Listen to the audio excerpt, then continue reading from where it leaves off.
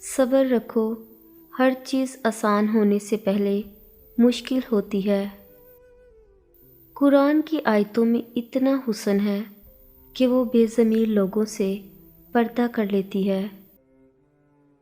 رسول اکرم صلی اللہ علیہ وسلم نے فرمایا، جن لوگوں کی زبانیں اللہ پاک کے ذکر سے تر رہتی ہیں وہ ہنستے جنت میں داخل ہوں گے۔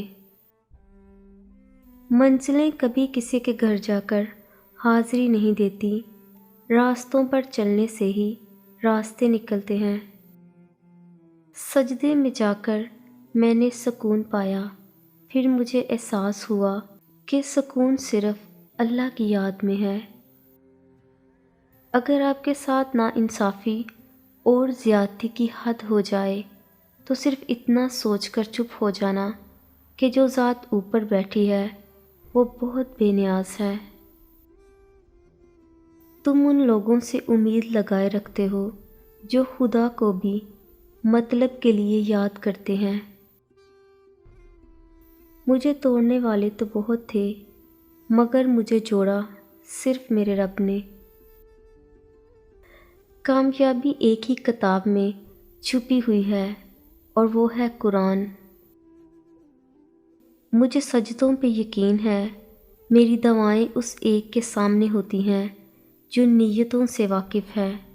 وہ مجھے پہلے آزمائے گا اور پھر آخر میں نوازے گا اور پھر کہے گا، بتا تیرا کون ہے میرے سوا۔ مجھے بہترین نہیں چاہیے، بس وہ چاہیے جس میں میرے رب کی رضا ہو۔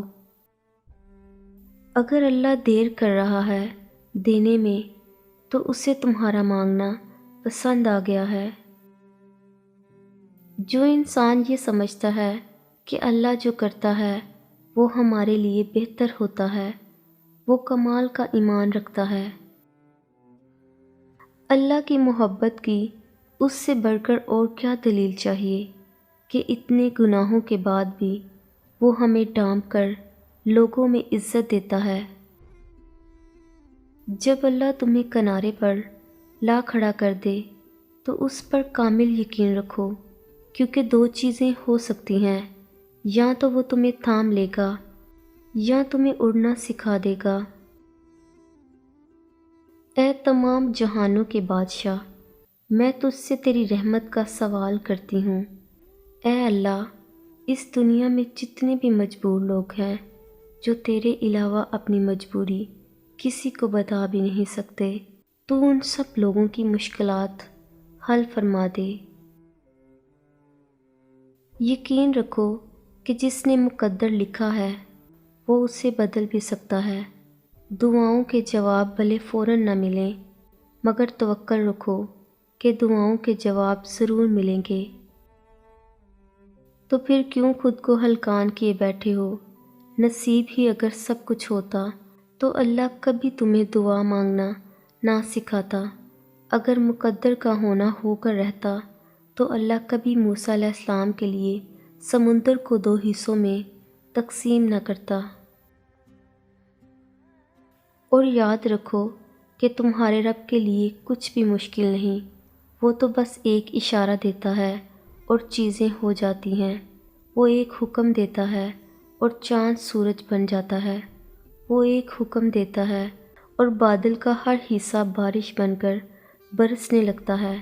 وہ ایک حکم دیتا ہے اور خزاں کے سبھی پتے ٹوٹ کر زمین پر گر جاتے ہیں، اور وہ ایک ہی حکم سے اس بے جان باغ کو بہار کے موسم سے بھر دیتا ہے۔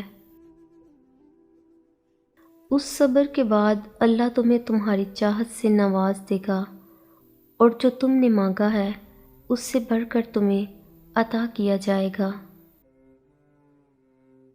فجر اللہ سے محبت کا آغاز ہے، اور جب ہم خود محبت کا آغاز کرتے ہیں نا تو اللہ پاک بھی اظہار محبت میں ہمیں باقی تمام نمازوں کی توفیق دے دیتے ہیں۔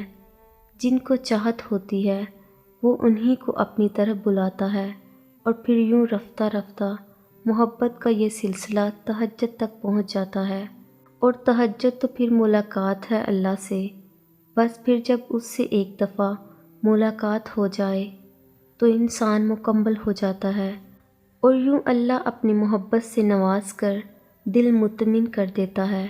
اکثر ہماری اپنی غرض ہی ہمیں اللہ تک لے کر جاتی ہے، اور اس کو تو یہی بہت پسند ہے کہ میرے بندے نے مجھ تک پہنچنے کی کوشش تو کی، پھر وہ کوشش اپنے مقصد کے لیے ہی کیوں نہ ہو۔ پھر پریشان نہیں کرتی انہیں زندگی کی ٹھوکریں، جنہیں اللہ کا نام لے کر سنبھل جانے کی عادت ہو جائے۔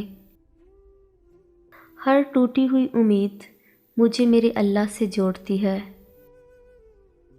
لوگ جتنا بھی دل دکھائیں، یہ یاد رکھا کریں کہ جب اللہ کے بندے ہمیں توڑتے ہیں تو ان کا توڑنا ہمیں اللہ سے جوڑتا ہے۔